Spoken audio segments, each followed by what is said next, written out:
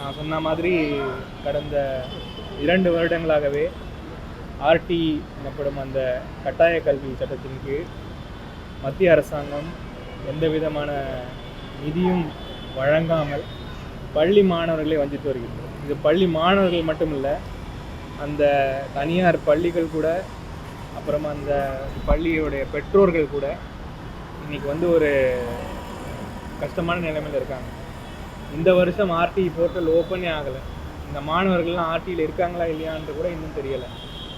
இப்படிப்பட்ட ஒரு மன உளைச்சலில் இன்றைக்கி தமிழக மாணவர்கள், பள்ளி மாணவர்கள் இன்றைக்கி கஷ்டப்பட்டுருக்காங்க. இவங்கெல்லாம் யாருன்னு கேட்டிங்கன்னா, கட்டாய கல்வி சட்டத்தின் கீழ் ஏழை எளிய மாணவர்கள். இந்த சட்டத்தின் மூல ஒரு எண்ணம் என்னென்னா, ஒரு இடத்துல ஏழை எளிய குடும்பத்தில் பிறந்தவர்கள் கூட அது பக்கத்தில் இருக்க கான்வெண்ட்டுக்கு போகலான்ற ஒரு உயர்ந்த ஒரு நோக்கத்தோடு பண்ணப்பட்ட சட்டம் இது.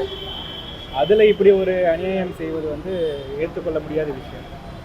ரெண்டாவது, இன்றைக்கி ஆர்டி மட்டுமல்ல, சமகர சிக்ஷா அபியான் அப்படின்றப்பட்ட பள்ளி குழந்தைகளுக்கான நிதி உதவித்தொகை ரூபாய் 2154 கோடியை இந்த வருஷம் கொடுக்க மாட்டோம், நீங்கள் NEP சைன் பண்ணுற வரைக்கும் கொடுக்க மாட்டோம்னு வச்சுருக்காங்க.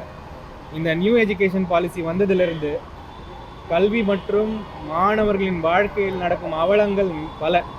இந்த நீட் எக்ஸாம், கியூட் எக்ஸாம், இந்த பல எக்ஸாம்கள் கூட இந்த நியூ எஜுகேஷன் பாலிசியோடைய ஒரு இதுதான்.